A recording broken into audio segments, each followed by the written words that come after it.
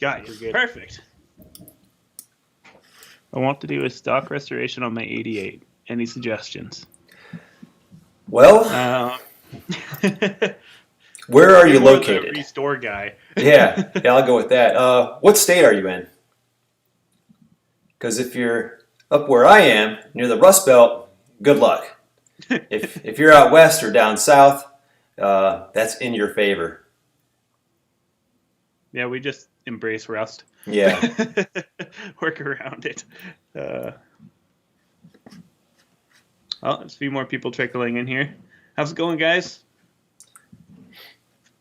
Colorado. All right, Sam, you're in luck because there are a lot of Toyota enthusiasts and trucks out in Colorado, so parts shouldn't be a problem out there.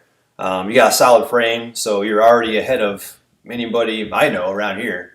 Um, if it's interior stuff you need, luckily most of that stuff you can still find used here and there. A lot of it's, I mean, probably the majority of it's discontinued by Toyota, with the exception of like some seals and trims and window trims and stuff like that.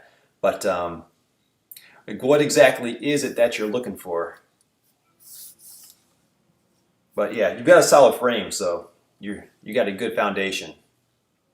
So I don't know if you know about this, but I was in the Toyota dealership the other day, and they're telling me about a new program that Toyota is rolling out for specifically for restoring old trucks and Supras and stuff like this, where you can go and buy like pretty much any part off of these old vehicles, specifically or straight from Toyota. But you need to, if they have enough requests for that specific part, I guess is how it works. Okay. So if enough people are going and looking for this specific part, they'll start making it again, depending on yeah, I don't know. I thought that was something that was kind of neat when I went into the dealership last week and they were telling me about that.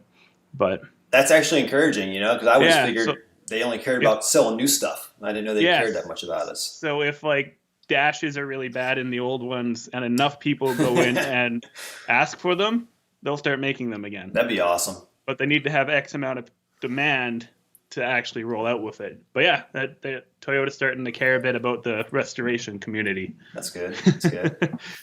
Other than that, Unfortunately, oh, go ahead. I said, other than that, there's a million people with part outs too that'll help you Yeah, put your interior that's together. that's your best luck. But Yeah. as far as the bed being trashed, that's pretty much all the Toyota trucks. Um, Yeah. from that generation anyways, because they use the two-piece bed design, where the seam along the side is right where all the rust starts, and it starts from the inside out. They have those removable panels on the inside, and just dirt and crap, moisture builds up back there and eats them from the inside out. So once there's a rust bubble, it's only going to get worse. Finding a clean bed is possible, but very tough. I would actually look around for a fiberglass bed if it's something that you're going to drive in the winter especially. I've had a couple of those, and you can actually buy a fiberglass bed brand new. The place is up in Canada, up in your way. Yep. I believe it's toyotafiberglass.com that sells them. Yep. Yeah. Yeah. And That's where my Thunders are from. yeah, yep. And they sell entire beds, which I think they're over $2,000, but they actually sell just the bed sides too. I think they're like $2,500 Canadian. So yeah, Oh, probably okay. about Translation. $2,000 US. It's not too bad. Yeah. Obviously, the downfall is getting the shipping cost figured out. Yeah. But I mean, it doesn't hurt. I mean, you're close enough to regions where there are still good beds and parts left, so it wouldn't hurt to hop on, Facebook Marketplace and just search around, expand your search, to wherever you feel good driving to pick one up. But you'd have better luck in Colorado than you would in Ohio, that's for sure. Better luck than here too. Yeah. I've never seen a second gen with a good bed. I don't like ever. Pretty much everyone who has a second gen, they now have either loggers boxes or flat decks on them. Mm-hmm. Even the third generation trucks like mine is getting pretty hard to find decent beds for. Yeah, and those don't even have like the rust problems. Well, No, the main no, rust they problems. don't. They're not the two piece. But yeah, they still rot out around the fenders, and then once it starts, and if you don't take care of it, it just takes off and it's gone. Yeah.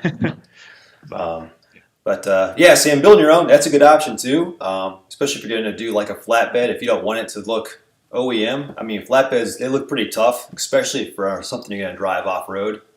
that's a good option as well. Let's see here. I'm going to give this one to you, Clinton. You're the third gen expert. What's your opinion Okay. on third gens? I mean, I love them. Third gens I found have been, or at least around here, seem to be the cheapest Toyota pickup you can buy if it's in, or if you're comparing it to other ones in the same kind of shape, if that makes sense. It does. Because you can find a clean third gen and a clean second gen, and from what I found, the second gens are always worth way more money. I don't know why. Maybe because I might be thinking the sellout axle ones, but still, 85s are worth slamming doors. That's my kids. Okay. They found me.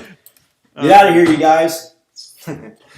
And I think third gens might just be way more common too, which might have something to do with it. You just see a lot more of, at least here. I don't know. I can't speak for everywhere. But because of that, most of everyone in like my group of friends who I go wheeling with, we all use third gens pretty much. There's a couple of it's a second gen and a first gen in there, but pretty much all third gen pickups. I gotta agree. The second gen tax has just been rising like exponentially over the last 5 or so years. Third gens are still in that sweet spot where there's a lot more around still. Parts are cheaper, and they're not going to Barrett Jackson and fetching $20,000+.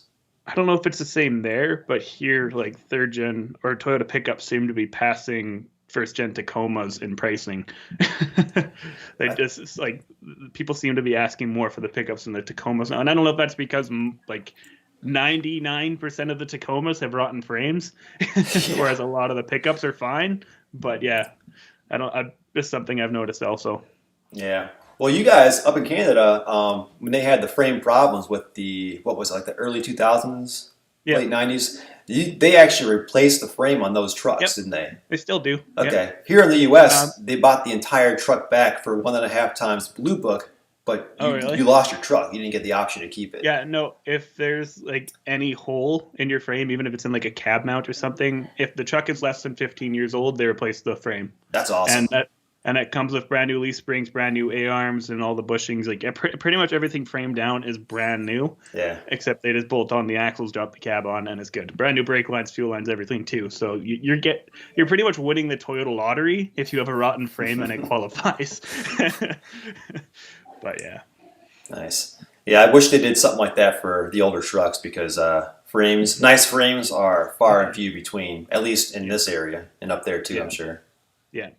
For pickups, Tacomas, everything, they're hard to find. Yeah. Speaking of which, that Tundra, the 2000 Tundra that I have, that I pulled the 2UZ from, it had the worst frame I've ever seen in a Toyota. Like all the way from the back, all the way up front, just Swiss cheese. Nice. Normally it's just the back half I found, but yeah, this is all of it, every side of the frame, front to back. There's holes on the top of the frame rail by the strut tower. It was just crazy. Yeah. Yeah. Well, we're on the topic of frames anyways. Yeah. Frames never a good thing to talk about. It's a sad story for Toyota frames. It's a sad story, but it's a real problem that everyone has to deal with. Yep. That's the Achilles heel of the Toyota, man. They're great trucks. It really is. Well, that and the beds we talked about. Yeah. My truck, my 89, has a fantastic frame. I don't know why it's so much better than every other one I've ever seen. Like you can hit it with a hammer literally everywhere. It won't break through at all. It had rust on the gas tank cross member, just a little bit, but I cut that out and replaced it, and everything else seems to be just perfect on it. So nice. And I don't know if that's because I'm assuming that truck must have been garage kept for a long time or a lot of its life, just because the body itself was also really clean when I got it. But yeah. I don't know. Looking at some questions here. Zeke, he's asking if a first generation 4Runner top will fit on an 88 pickup. The dimensions are pretty close. Well, it depends on one of two things. Is your 88 pickup a standard cab or an extra cab? Yeah, I've seen it before. I've seen people with 4Runner tops on pickups. It looks really good, but it does involve some little bit of custom work up where the front meets the back of the cab. But standard cabs have a 4-degree cab angle, and an extra cab actually is a little bit more sloped. It's a 10-degree cab angle. And they actually have a taller rear window too. It's like 2 inches taller because that back slope is so much bigger. So if I think the 4Runner cap is more of a straight up and down angle, so it would look really goofy on an extended cab or an extra cab truck. So it takes some custom work, but it would look cool. It looked really period correct. There are actually, or were actually, aftermarket cap companies that made a 4Runner style aftermarket cap that was like a direct fit onto the trucks. But I think those are long discontinued. I see them once in a while though. They're cool. Mm-hmm. You get a lot of second gen owners in your. I guess we know whose traffic is here. Here we got another question. Our thoughts on merging an 80 Toyota 4x4 to an 87 dually 2-wheel drive? Cut the frame or swap parts? That's a first. I haven't come across that question before. I think it'd be pretty cool, but in one way, you're taking like one of the most awesome 4x4s, the first gen 4x4s, and you're making it, IFS dually. IFS dually, yeah. So I mean, maybe I'd do it if like the frame was destroyed on the 4x4 or something like that. But otherwise, man, it would hurt me to cut up that beautiful truck, and merge it with the cab.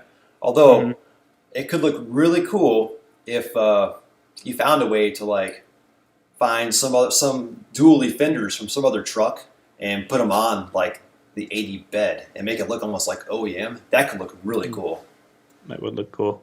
But as far as parts, I'm not a first gen expert. I actually have never even owned one. So as far as what parts could swap, I can't help you too much there. It's probably got the 20R, I would guess. So and then you're getting into motor swaps and wiring swaps, and it'd be a big project.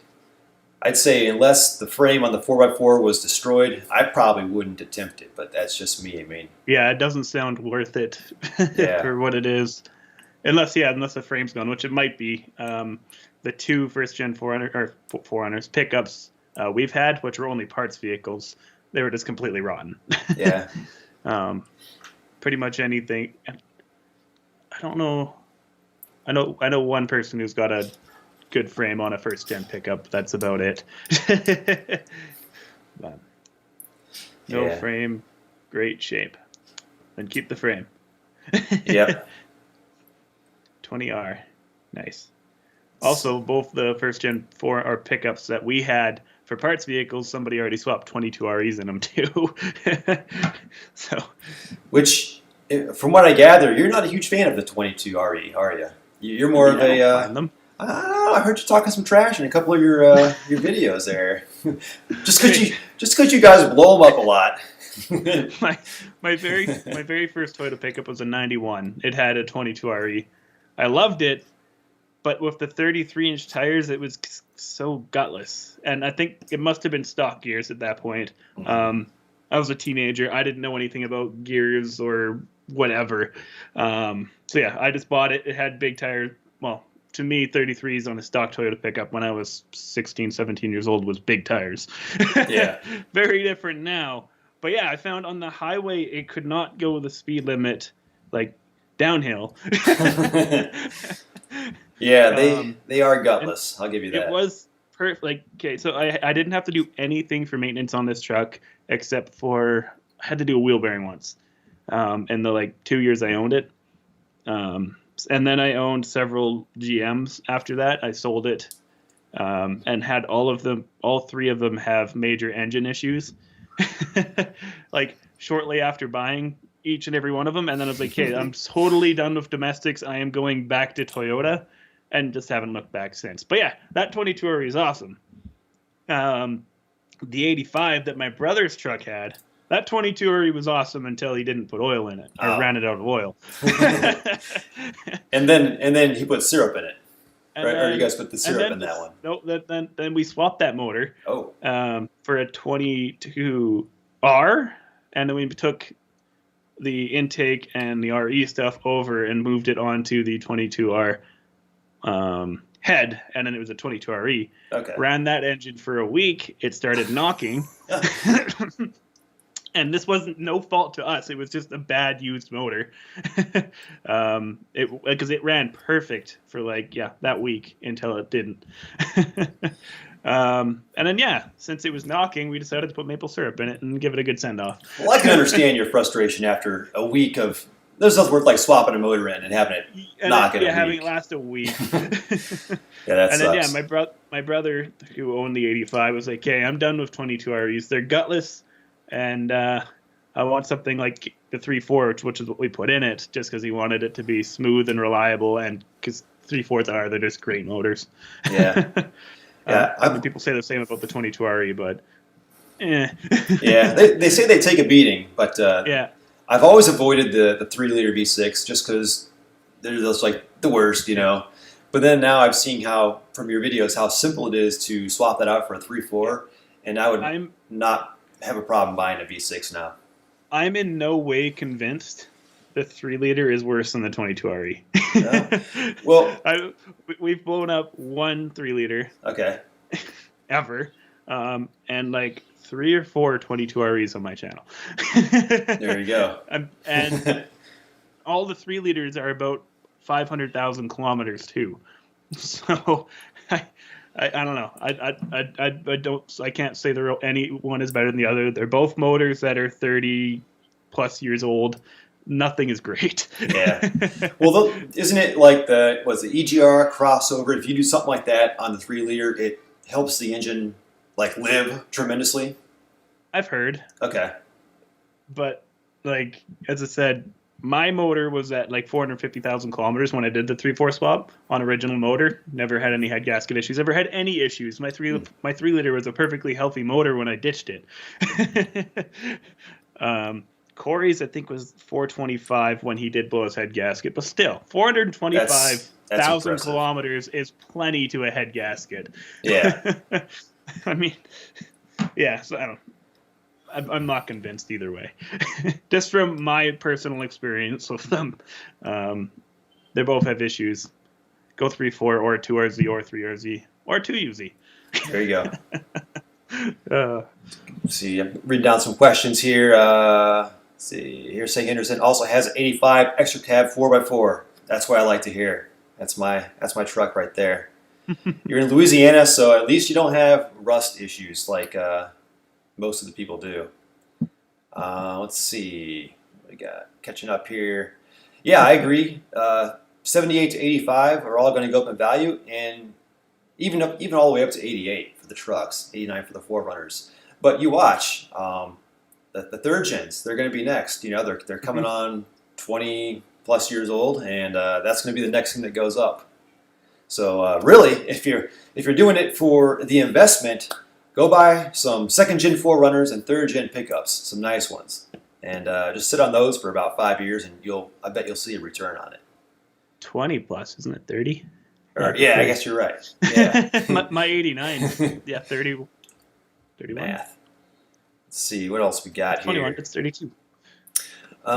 Group 2 Matrix. All right, he's got an 88 22RE pickup truck. Runs great, but when it heats up to operating temperature, it revs high at a complete stop. Tap the gas in neutral, it drops to normal RPMs. Being that it's when it heats up, Now, when you say it revs high, is it bouncing like a bouncing idle up and high, or is it just a constant high rev? Because if it's bouncing up and high, I think that might have something to do with maybe air in the coolant system, being that it's when it heats up, and air in the coolant system can cause that fluctuating idle. Maybe worth trying to burp out the system and see if there's any air bubbles in there. Unless Clinton's got any advice on that one. You're the 22R guy. Actually, I'm not. No? My truck's got a 22R, and I had one truck with a 22RE, but it came with a blown head gasket. And I had another one that had an early 22R, and they slapped 22RE intake manifold and electronics on it, and it was like a basket case. Oh, So really? yeah, I still have that in my garage. I want to tear it apart and see exactly Hmm. what they did and what were they thinking. Because I don't even think the ports match up on that. One's square and one is round, I believe. I think the early ones are round and the later ones are square. Yeah, it depends on the year of 22R. Um, we put because when we put the 22RE intake manifold and all the electronics and stuff onto, um, yeah, when we did that, I think it was an 89 22R. So somebody like factory or specifically ordered that in that year, anyways, because they didn't. Most of them were 22REs by that Yeah, I point. never heard of But that. yeah, the ports and everything were the exact same in the later years than they were, or compared to the earlier years. It's the one where it's easier to do that Yeah, to, anyways. it's the one with the taller deck height, the laser block. They're Yeah, the ones that have the square ports, I believe, and then the yeah, earlier 84 and earlier, or whatever, mid 84 and earlier, they've got yeah. the rounder ports. And there's a port for, I think it's the knock sensor that you have to. I have to had to add on to it. I don't Okay. remember, but if I needed that. Let's see here. Reading down the questions here. Goose Anonymous, he's got two 82s up your way, and oh, let's see, a hole the size of a nickel, if even that. That's pretty good. No scaling in the frame. Oh, that's nice. No patches. Yeah, there's no frames like that around here. Let's see. Loving all the Toyota content. We are going to keep it up. Caden T. Yeah, shoot, but you got any time to ask a question. Here it is down here. Are you familiar in the 92 99 Mitsubishi Montero? I'm No, sorry. No, I don't. But are those like the boxy ones with the wagon type doors on the back? If so, I had a friend that had one, and they were pretty tough machines. I'll tell you that. He definitely drove it through the woods a lot. Bone stock. The old Dodge Power Wagons. Again, I've got nothing to say about that. No experience with those, me neither. except that they're pretty cool. But yeah. South Carolina. Yes, you are lucky to live in South Carolina. You've probably got a lot of nice parts and nice Toyota beds down your way. Let's see. 322,000, no rust. It's a 92. That's impressive. Again, it's your grandfather, so I'm sure he takes good care of it, right? I know my grandpa, he takes good care of his stuff, so I guess that's like a generational thing. I don't know. Let's see. Steady rev on the RPMs for the 22RE that gets warm. That's a good one, man. I don't know. I don't even think it'd be a vacuum leak if it's a steady rev. That's a good question. I don't think I know enough on that one to give you a solid answer.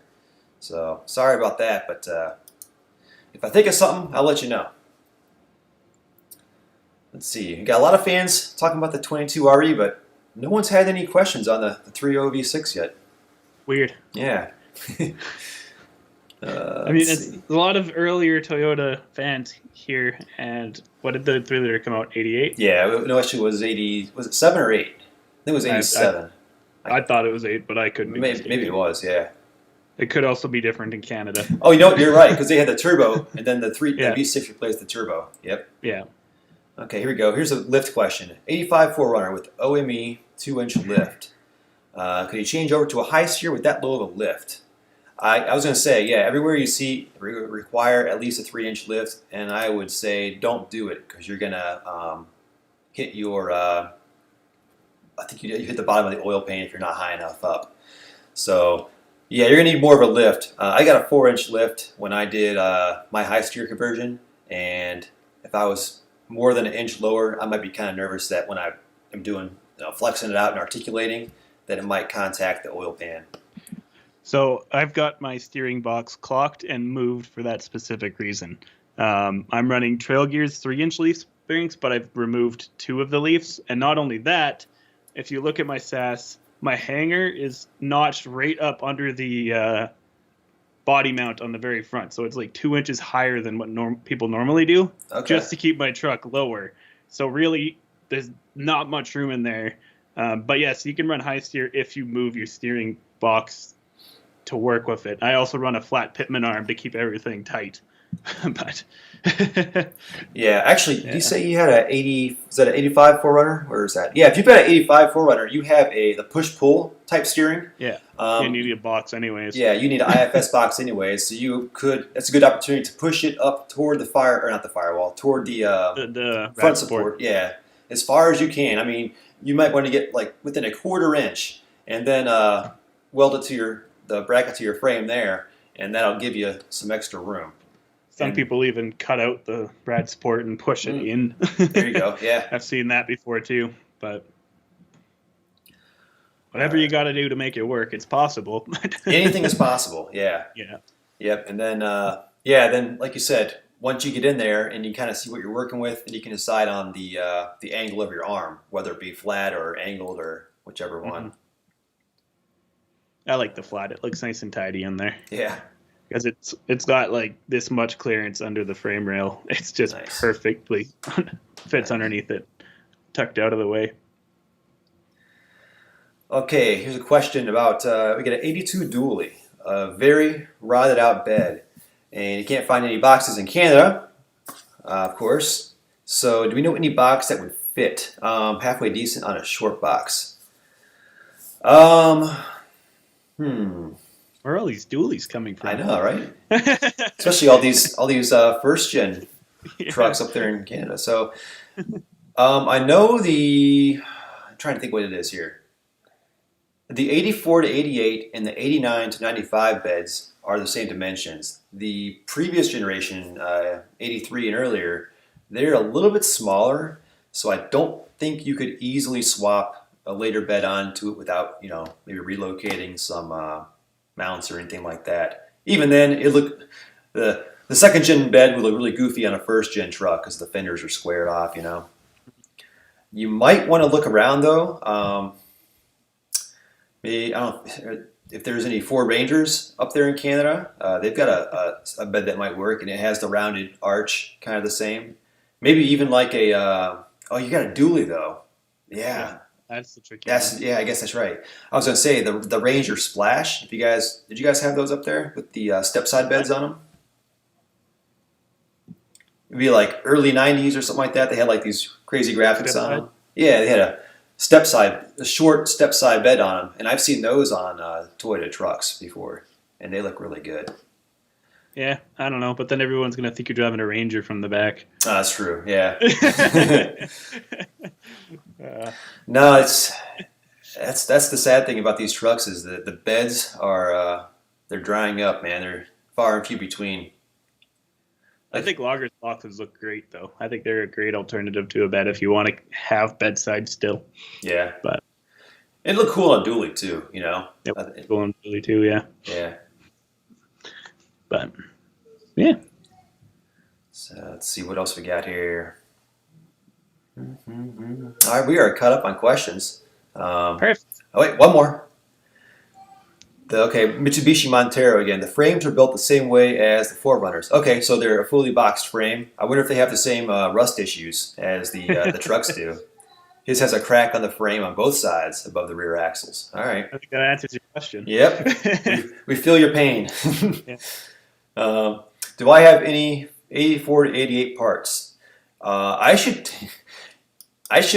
make a video and just take you guys into my basement sometime, and you'll probably hate me, but I hoard these parts because, as we're talking about, they're drying up. So Yeah. I stock a lot of parts. Unfortunately, beds and frames is what I need and what I don't have. So that's the. I just recently started an eBay account to start selling all the stuff that I'm hoarding that I have no reason to actually hoard. But Let's see. Caden T, your best bet as far as fixing a cracked frame. If it's cracked, chances are it's going to look worse once you get into it. The crack is just on the surface. So you're going to need to plan on cutting out a good section of the frame, and you're going to have to weld in new metal. A lot of people will just weld on some channel over it, over the rust, And while that is a good Band-Aid, it's not a permanent fix. The rust will continue inside and just expand either, in one or two directions past the channel that you welded over the frame. I've seen it happen a lot. And then by that time, it's not even worth messing with the frame anymore. It's toast. Well, you have any done a frame repair, Clinton? Yeah, my brother's 85 cracked in half. We found a 3rd gen pickup with a good frame and back halved it. So we cut the back half off the 3rd gen and the back half off the 2nd gen and notched them together. They got plates or like a 2x4 tube steel on the inside that the frame rail slid over. We drilled out a bunch of holes in the frames and welded them all in so that stayed together, welded it together, and then fish plated the outside. All right. Well, that's not the back half of the 85 frame was not savable. It was just completely gone. And it was made worse by poor repairs in the past. So yeah, that's same thing with a lot of the ones I've had. They repair them wrong, and it just like multiplies the problem instead of correcting it. So this one was easiest, just to find a whole other frame and back half it, because we still wanted to keep the 85 of the solid axle stuff and whatnot. We contemplated just moving the whole thing over onto a different chassis and doing a solid axle swap on this other chassis, but my brother didn't want to go that route, so made it work. Let's see. Putting a 4BT Cummins in the 85. I don't know. I guess it'd be cool, but for what it would cost, and I'm sure there's some custom work involved there. I mean, for me, it'd just be easier to swap another 22R in my 85. That's probably what I'll do once mine gets tired. Plus, I know nothing about diesels. 4BTs cost a lot of money, and they're just not really worth it, at least anymore. I don't think there's so many other options out there. My buddy Skyler is currently putting a TDI in his 81, and it's just significantly cheaper than what a 4BT is. You might get more bang for your buck out of the 4BT immediately, but a TDI can be tuned to match it, and it's later. So yeah. Fast lane. When are you posting another 4x4 Toyota 4x4 video? Good question. Yeah. I do a lot of stuff, and half the time I have videos of other things, and I just don't post them because I keep doing Toyota stuff. So I get I was telling Clinton about this.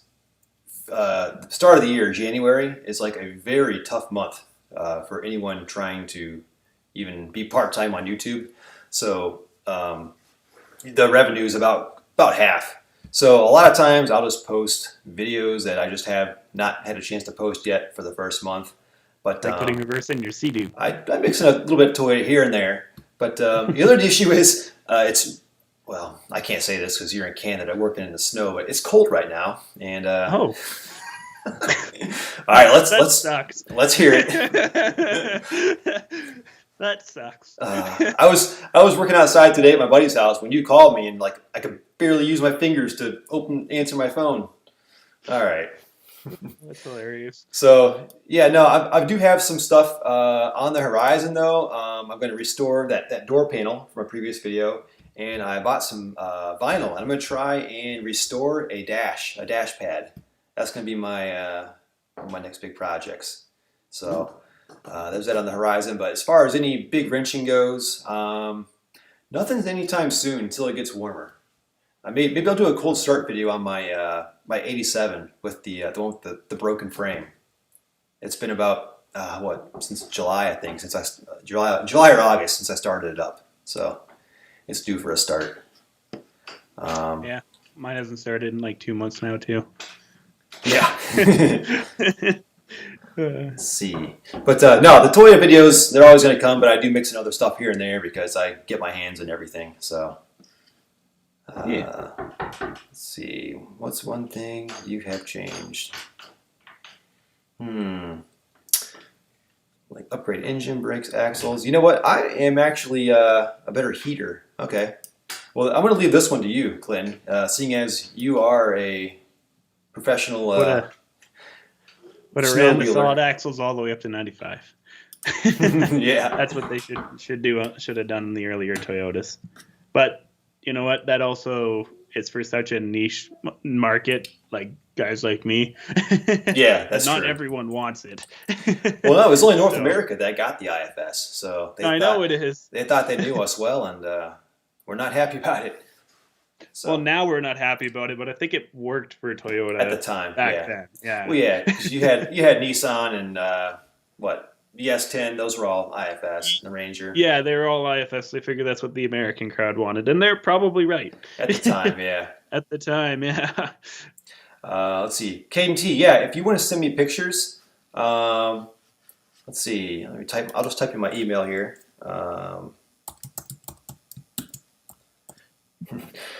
This is only for. Don't be sending me anything dirty, you guys. All Anyways, I right. think we'll run this for another 5 minutes, and then I need to fly. So if you guys got any more questions, make sure you throw them at us too. Yes. 22RE a little faster by chance. Hmm. Hmm. Well, LCE sells some power parts. what's that? Whether I said Oh, LCE Performance sells some power parts, but whether it's worth actually doing for their price, probably not. yeah, there's LCE, there's 22RE Performance. I mean, you can buy built heads for these things, but like Yeah. Clinton said, when you're talking about getting the most out of your dollar, it's not at all a good idea to try and make it a 22RE fast. If you like the 4 cylinders, the 3RZ swap is pretty straightforward in those, and they're really great motors too, and they make a lot more power than the little 22RE as well. But Let's see, Jay Styles, looking for a high amperage alternator upgrade on a 22RE. That I don't know, but I'm sure there's another. Man, do you have any experience with that one? personally, no, I've never felt the need for it, but I've seen guys online run GM one-wire alternators. Okay. Seems to be a pretty popular upgrade for those, but something to look into. I couldn't tell you any more information than that. Yeah. Back to the question, Goose Anonymous. I would have changed the design of the 84 to 88 beds. That's it, man. Other than that, that's a perfect truck. But that bed, that makes it very difficult to own a nice second gen pickup. Yeah. Also, if they used gear-driven transfer cases and everything, that would have been great. That'd been cool too. Yeah. The ones behind the turbo 22REs would be ideal because they got the 23 spine. Made it to the R150. Yeah. Now listen to Clinton the Bikes because I hope you are on his channel watching his videos. He torture tests pretty much everything he builds. I mean, he does a lot of hard wheeling up there in the mountains. So Yes, sir. a lot of snow wheeling too. Yes, I love snow wheeling. I miss snow wheeling. That's the worst part about my truck being down right now. I really want to get out in the snow, but I can't. Yeah, I mean, from what I've seen, you've got like kind of all the terrain up there. You know, you've got your Oh yeah, everything. rocks. We got mountains. We got mud. We got whatever. We don't really got sand dunes, but that's not really what I'm into, so it's all good. Right? Yeah, I took my truck to sand dunes once, and it's just like you gotta have power, you gotta have RPM. My 22R was just Not for the 22R. not having it. Oh. No, it was struggling. Ohio is pretty much well, where I live up in northern Ohio is flat for the most part. Yeah. But you go down to southern Ohio, southwest Ohio, or sorry, southeast Ohio, and you got a lot of hills, a lot of muddy trails, a lot of woods, but not a huge. We don't have a lot of rock or anything like that. Yeah. So somebody asked, how difficult is it to put the 4.7 transfer case gears in? This is all you. You don't have any experience at this? Okay, well, Not yet. it's not difficult, but there's a whole lot of little tiny parts that you need to pay attention to. But if you read the instructions, it's super straightforward, super easy to do. I'm probably the wrong person to ask about this because I'm so experienced with Toyota stuff that I don't find anything too difficult or tedious anymore. But if you're good at following instructions, the instructions are really easy to follow. You need to modify the housing to actually clear the 4.7 gear, and the shift fork needs to be modified as well. But There you have it. hopefully that helps. I don't find it too difficult. There's instructions; they're easy to follow. You got it. Let's see. KT, custom drain holes. That's actually a good idea. The frame has drain holes from the factory, but they're about maybe 1/8 inch, maybe a tiny bit bigger in diameter. And the problem is once you get debris in there, it clogs They up. can't drink. Yeah. So I would actually, this is what I'm going to do when I finally get around to fixing my frame. I'm going to go in there with like a 1/4 inch drill bit and enlarge all those holes a little bit. And Yeah. they're in pretty good spots from the factory, right before the arch in the back where the spring is. So I mean, I guess you could put additional holes, but the ones there are pretty well placed. They're just too small. Mm-hmm.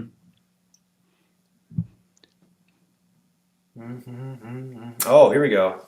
All right, got a Land Cruiser question. One HDT powered HEJ 81 in the state. So that's the turbo diesel Land Cruiser for the rest of you. You have it in the States. Your family thinks you're crazy. Well, I clearly think you're my hero because you've got like the best possible drivetrain in the Land Cruiser. You know, you've got the power and you've got the mileage. The gas ones, I like it because you can get parts readily, available at most places online. But the mileage is a killer. It's about 12 miles per gallon. I know nothing about Land Cruisers or 80 series, but I want one. That was how I was about a year ago. I started looking at them, and I don't know much, but I'm learning as I go. They're fun vehicles. So Triple somebody locked. asked Jealous. when I started working on Toyotas. So my current truck, my 1989 Toyota pickup, is the first truck that I got and actually worked on myself. And the first major thing I did to it would have been the 3/4 swap, and that was in 2016, I believe. So yeah, about then. There's a couple minor things before that. I think maybe a CV axle or whatever, but that's, I don't know. Somewhere around 2016 is when I started, so I've got a few years of experience now. Nice. Yeah. So we're up to 20 viewers now, and I think some of you guys are coming in around 9 o'clock. That was the original time. We had to bump it back an hour today. So Clinton's got to run here in a few minutes. I'll hang out for a little while just to say hey and answer any questions I can. But that's why we're early today. Next week and the weeks after, we're going to be back at 9 o'clock. So sorry for the last minute change, but it was the best we could do here. That's my fault. Yeah. But hey, at least of which, you got to run. I got to roll. All right, I know you got some plans. So I heard my wife just start the car. So all right, get going, man. All right, have a good one, guys. See you later. And yeah, All enjoy right. the rest of the stream. Yep, we'll see you next week on your channel. Sounds great. Have a good one. So, yeah, sorry about the last minute time change, but that's what we had to do today to make it work. So next week we'll be back to 9 o'clock Eastern time, and we're alternating the show. So next week we'll be on Dirt Garage, and then we'll be back on my channel the week after that. Fridge and a factory rim. Yeah, I got the fridge on mine too in the center console. That's a pretty cool option. I haven't really needed it yet. I know a couple times I bought like ice cream and I put it on the ice maker mode and it kept my ice cream cold driving home from the store. But as far as like being out like in the trail or the desert all day, I haven't just been like, man, I need a cold one and been able to use that for anything yet. But it is cool just for the fact that people get in my car, they're like, what's this cool and this ice button? And you tell them and it's just like their mind's blown. You got a fridge in this thing? The winch is awesome though. Factory winch too. That's a nicely equipped 80 series you got there. Do I have any Toyota 4x4 merchandise? Yeah, I do. My channel's not big enough where I can like make it directly and stock it directly. So I have a number of shirts and things made, and I will get you that link here. I'll post it down below. Let's see, 6 Gear Garage. All the shirt designs are through Redbubble and just kind of like a print-on-demand thing. And I will paste this down here. There's a link for the store. Let's see.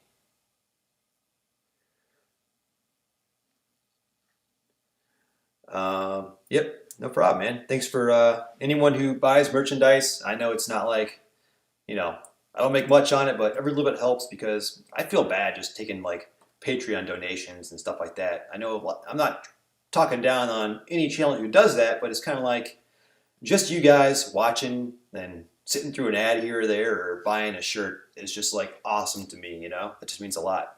Plus, it's cool that my design that I drew is out there, somebody's wearing it, so that's kind of rewarding in its own. Jealous of the garage. Thanks, man. Yeah, I don't know if you mean the house garage or the pole barn that I built this year, or had built this year. The pole barn is kind of like in hibernation mode. Everything's just kind of parked in there for winter. There's no electricity, no lighting, no heat, no insulation, no nothing. So once down the road, when I get that finished up, I'll be able to do some projects in there. So the house garage isn't heated either, though, and that's what I was telling Clinton. I just haven't been out there much, man. I'm not a fan of the cold. I'm actually I'm from the South, from Texas, and I lived in Arkansas for a while. So up here in Ohio, when it's like below 40, it's just not ideal wrenching weather for me. And then Clinton's like, he did the Fahrenheit to Celsius conversion, and he's like, man, that's not even below freezing. And he's out there doing engine swaps in like a foot of snow. So kudos to him. Yeah, see, any other center consoles that fit an 85 pickup without much modification? Um, without much modification, no. I've seen people put other stuff in there though. Aftermarket ones, I've seen some made for Jeeps that I've seen in there, like metal ones, and they have like a key lock on it. Um, but as far as anything that directly swaps in, you could do a 4Runner. But this is where it gets tricky. Different 4Runners and pickups, they have the shifter opening in different positions. So some may not be compatible. I don't know a whole lot about that. I have a center console from a 4Runner, but I don't have the shifter surround part for it yet. So I can't really test fit it and see what'll work. But yeah, I'm with you, man. Finding a center console that's nice is getting pretty tough to do. Let's see, any other questions here? I'm considering, I am, I am always considering buying another Toyota. Well, now I'm allowed. I wasn't allowed for a while because I had 4 trucks at once and they were all over the driveway. And I don't live in like a fancy, snooty neighborhood or anything, but I was that guy. You know, had 3 rusted out trucks in my driveway. But now that I have the pole barn built, I can stuff them in there. And I'm looking for a Toyota right now. I'm looking for a first gen 4Runner. I've been looking for a while. There's like no nice ones around here. If you want a nice one, you're paying just about 5 figures now for a really nice one. So I'm looking for something I can fix up and restore, and of course document and share on the channel. That's my goal. So maybe that'll happen this year. You know, I just haven't found the right 4Runner yet. It's either been like too far gone, which is the usual case, or just, you know, red interior. I'm sorry guys if you have red interior, but I hate the red interiors on those trucks. But I'll find the right one eventually. I'll even swap interiors if I have to. I'll make it gray or tan. And I did find someone local has an 80 pickup, a 1980 two-wheel drive long bed. And it's the frame's good, the motor's good, but the body's so rusty on it. But I'm actually considering taking a look at that just to have it. It's pretty cheap. Best off-roading modification. Aside from off-road tires and a lift to allow bigger tires, lockers. Lockers are going to get you pretty much anywhere off-road, coupled with a lift and bigger tires. Do I have double center console in brown or any brown stuff? Need a lot of stuff. Like I said, I have 2 center consoles. One is completely destroyed. It's wasted pretty much. The armrest is broken on it. It looks like it's been through like a sandblaster. The other one is mint, but I don't have the front part for it. So I'm trying to find that to even figure out if it'll work in a pickup because it's from a 4Runner. It has the extra buttons and stuff on it. Let's see. Oh, you said double center console. Do you mean a double DIN? Because the double DIN faceplates around the radio surround, those are pretty easy to come by. I see those on eBay a lot. Let's see. Recommend upgrading to a 94 4Runner brakes. Absolutely. The 94 4Runner calipers are they're so beefy. In fact, I can even pull a picture. I've got that on my truck here. Let me pull up a picture, and you'll see these things, and you'll be impressed. Where is it? By the way, if you're just getting here, Clinton had to jump off. We came on a little bit earlier tonight than planned because he had a prior engagement. But next week we will be back at the regular time of 9 o'clock. And I am looking. Here it is. Yes. All right. I'm going to send you over to my second screen here since Clinton's gone. Let's see here. How do I do this?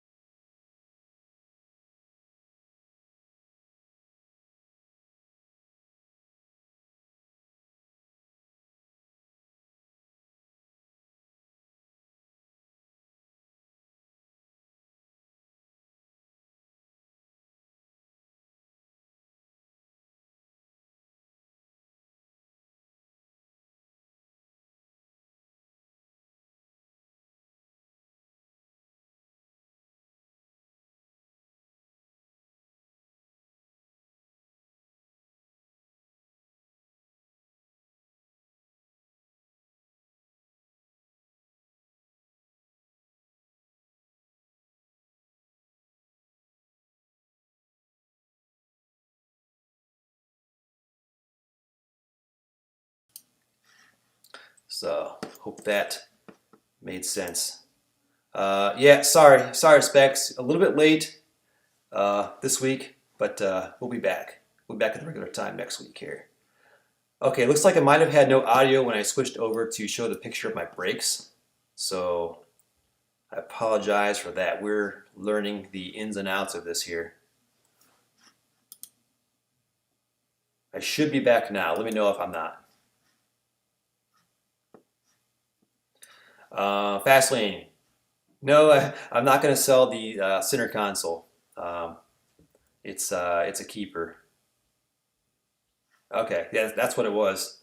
So I'll have to figure out why that happened. We're still learning this as we go here. Shocks for 99 Tacoma. Again, this is out of my range. This is more, the later stuff is more Clinton's expertise. With a 7-inch, that's a big lift, 7-inch lift. Yeah. Sorry, Chase, I don't have an answer for you on that. Full door panels in brown. I might have one set from an SR5, but again, I know you guys are going to hate me because I hoard these parts. I hang on to them because they are getting so hard to find. And with all the trucks I get, there's going to be one truck that'll use these parts. I'm pretty sure, though, I saw a company that makes aftermarket door panels, but they were only available in black. I can't think of where I saw it, but I'm pretty sure I saw it online somewhere. And they're not like cloth. Yeah, I think they were just plastic, so they may be kind of cheap. But that could be something to use as a base to recover or make your own, whether it be vinyl or carpet or painting. At least there's some company that's starting to actually get into making interior parts for the truck. Now, if we can just get somebody to make a dash pad, right? But, like I said, I was telling you guys earlier, one of my projects for the near future here is to restore a dash pad using vinyl. I went to Jo-Ann Fabrics and I bought myself some vinyl, and we'll see how it goes. It'd be my first time ever messing with that stuff. Let's see. How many RPMs are you running with the 529s? That's a good question, Tom Jones. I don't know my exact RPMs at 70 because my truck has no tach, so I can't give you that info. I will say, though, that my speedometer is pretty much dead on, but I don't know the RPMs. Waterproofing the distributor cap. I have never done that. I think there is a little rubber gasket sort of thing on the back of the plastic cap. Um, I think that would do it as far as keeping it. I mean, unless you're like submerging, which you're going to have problems anyways, but I think that should do it. And they also have, I don't know if yours might not have anymore, but all the 4x4s I've seen originally had a like black rubber sort of boot over the distributor, and that at least keeps the ends of the plug wires clean and sort of dry if you just get a good splash of water. But that won't prevent anything should you submerge it. Let's see. Mini truck junkyard in SoCal.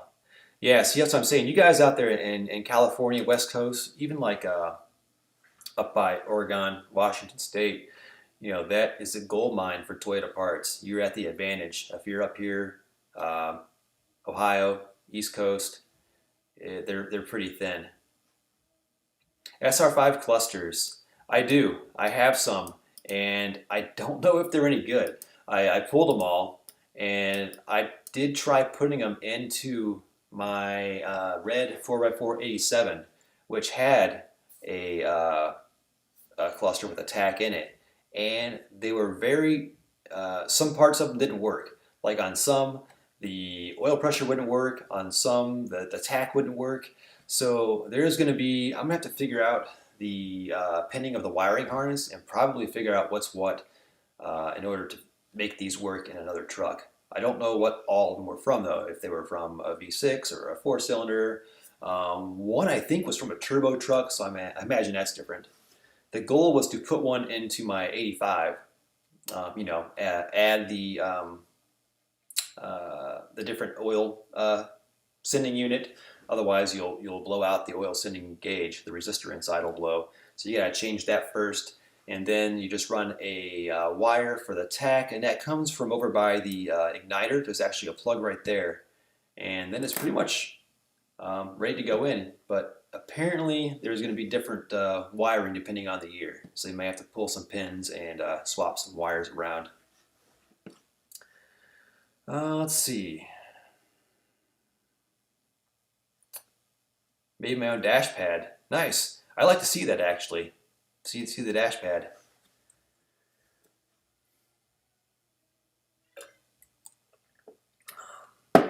I will be making a video of the dash restoration. Yes, I just bought the vinyl for it this past weekend.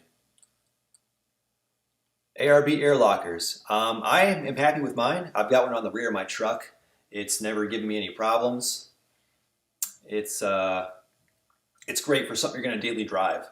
That way you're not locked all the time you're driving. You just get off road, flip the compressor on, and you're locked. Push the button and you're ready to go.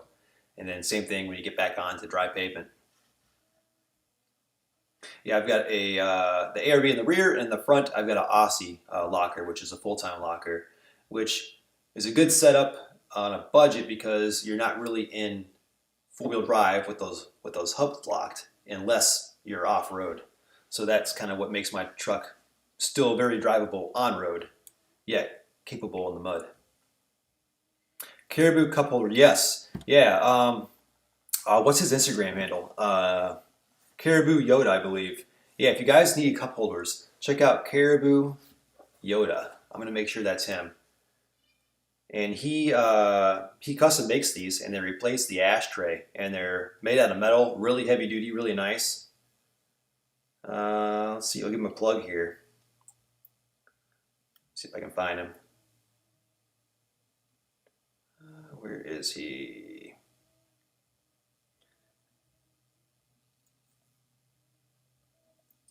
Or if anybody else knows his handle, go ahead and feel free to type it in there. You can probably find it before I can.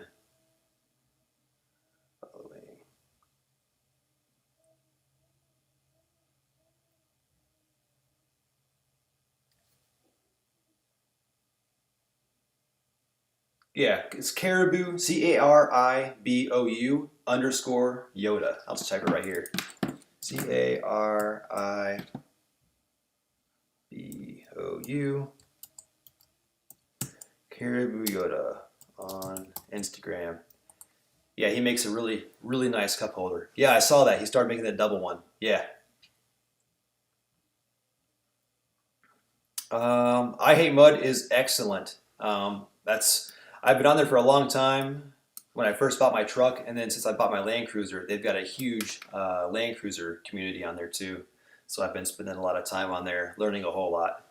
That's probably the best Toyota forum, I think, that I could recommend. Let's see what else we got. I'm actually going to shut it down here in a little bit. Just for anyone that's now come in, we are up to 24 viewers. We had to start an hour early today. Clinton had a prior engagement, so normal time will be 9 p.m. Next week we're going to do it on his channel, and that's 9 p.m. Eastern time.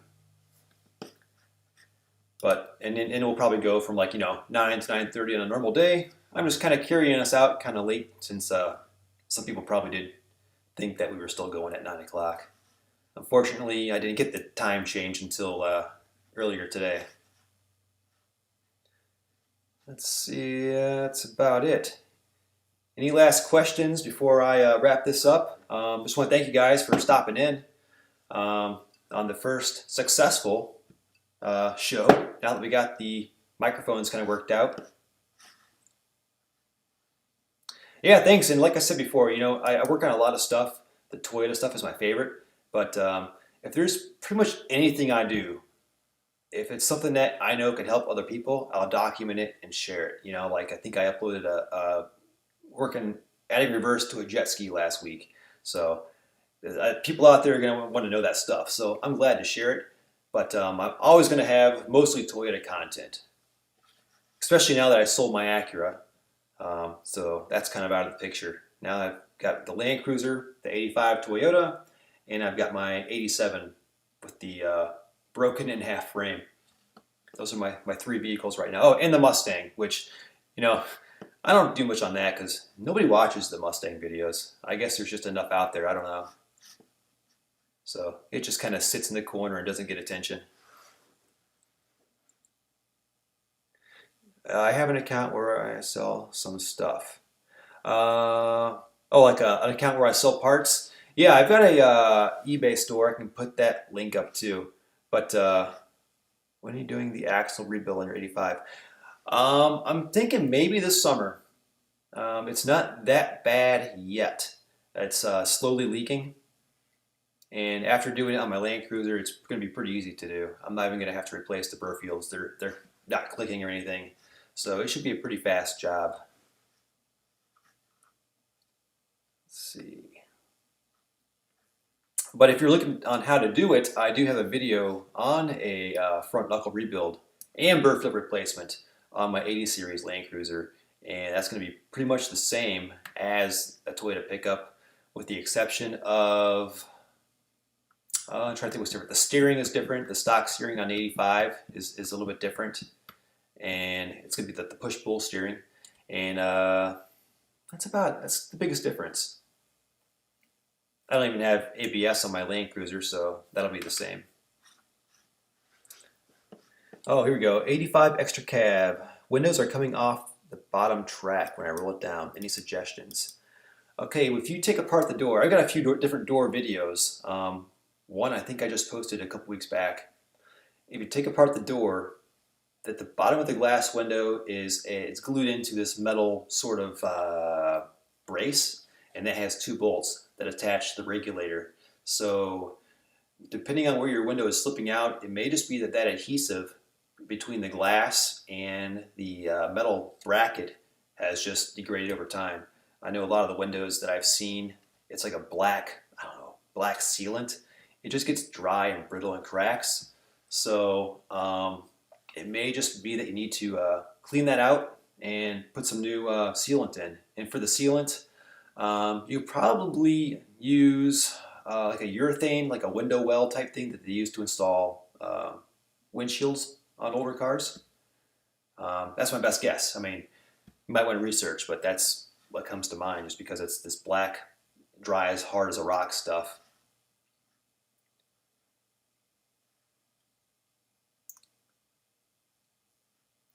Yeah, BH3D also printing cup holders for Toyotas. Yep, yeah, they're big in the Land Cruiser community. They go on the center console. That's another thing. Toyota just not like cup holders.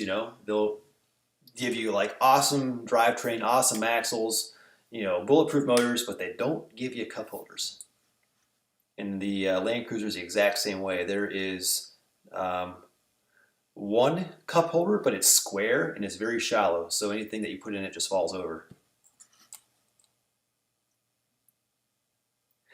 All for Wheels, yes. Upon your recommendation, I did order a can of the spray away. And I also went to Hobby Lobby first to look at their vinyl, and they had like 4 colors. Nothing that matched my truck or my dash. I had a gray dash. So then I went to Jo-Ann Fabrics, and they had something that was just about perfect, but it's marine vinyl, and it's really, really thick. They had another type of vinyl that was for like furniture, like interior, like home stuff, and it was really thin and stretchy, but they didn't have it in gray. So I got the marine vinyl. It's really thick. It's got like this fabric on the back almost, and I did a test where I heated it up, and it does get kind of stretchy. Radiator for a 22RE. I've got a few of those, yeah. The only problem is I'd have to find a box to ship it in. If you're a local, I'd say come over, but I don't know if you're in Ohio or not. But yeah, I've got some OEM radiators.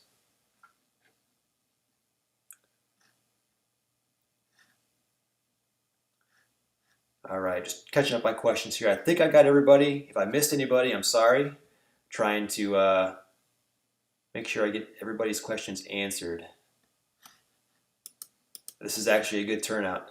Yours had the fabric on the back too. Okay, good. It makes me feel better.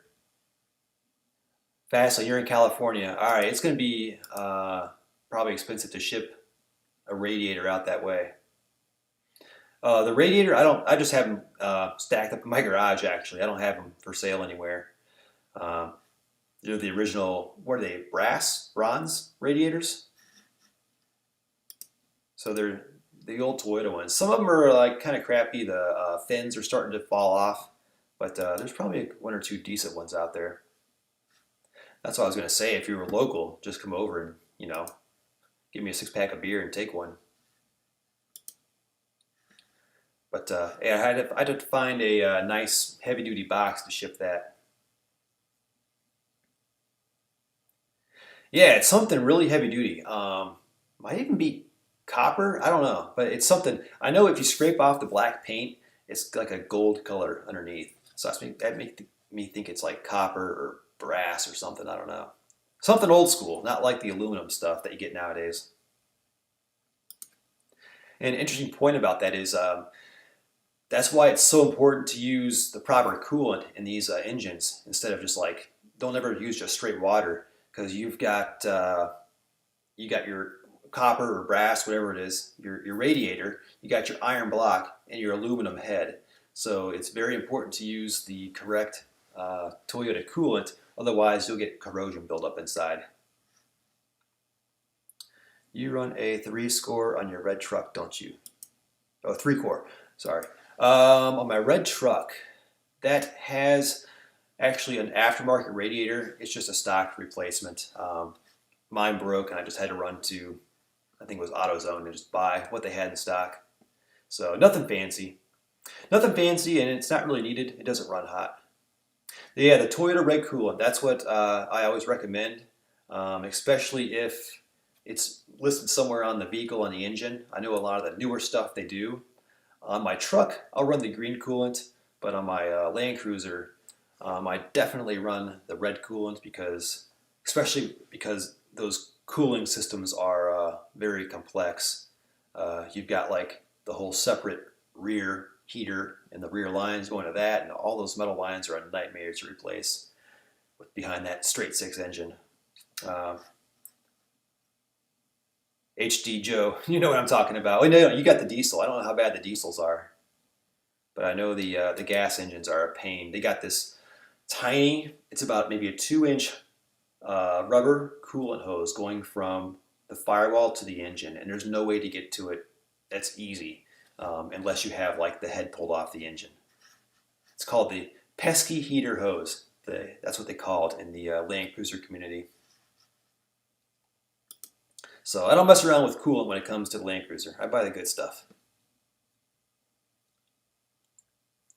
Valvoline red Toyota. Yeah. If you get it from like a regular parts store, it'll say for Toyota on it, and that's how a lot of stuff is nowadays. Even like auto trans fluid, a lot of times it'll say for Toyota on it. They make it easy for you.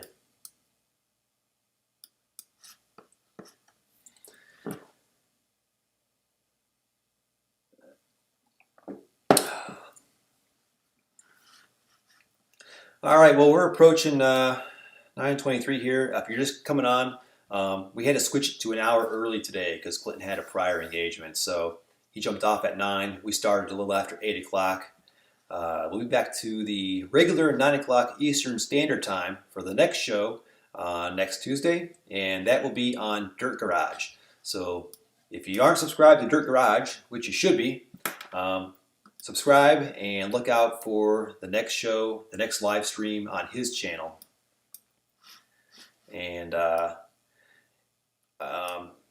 it's a good channel. He and I are kind of like, we're both Toyota guys, but he is more on the third generation V6, V8, hardcore off-roading, snow wheeling, you know, putting in parts to the test kind of guy. And here I am second gen, 4-cylinder. I'm more on the restoration, preservation side. So I think this show is something we're going to do more often because the first one really, we've already got over 25, almost 30 viewers.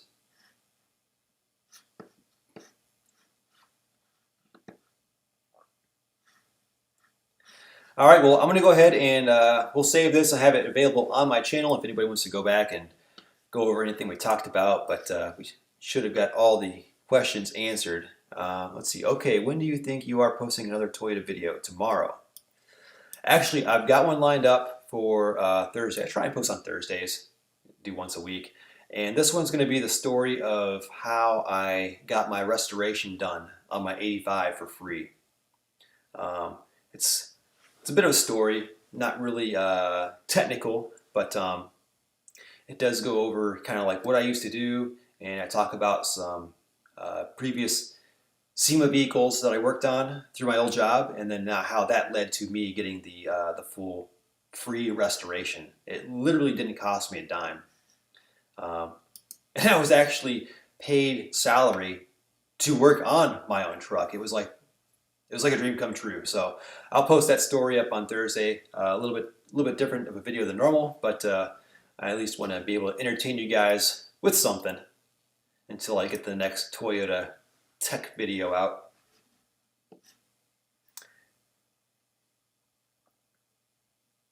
A periodic subscriber truck review would be cool. That's a good idea. Evan Sanders, I like that idea. I should set something up like that. You know, once I get into this software, it'd be cool to find a way to, you know, integrate and get you guys more involved where I could see like a picture or something like that. There's got to be a way to do it, especially since I can go over to another screen where I can have people emailing me pictures and talk about it that way.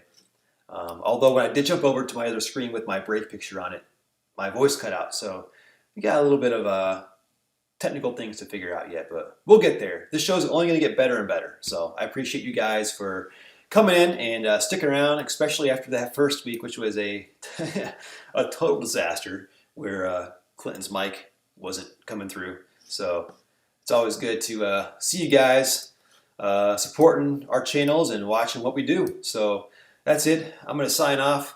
Thank you all, and we'll see you next Tuesday. Keep an eye on Dirt Garage for the next live show.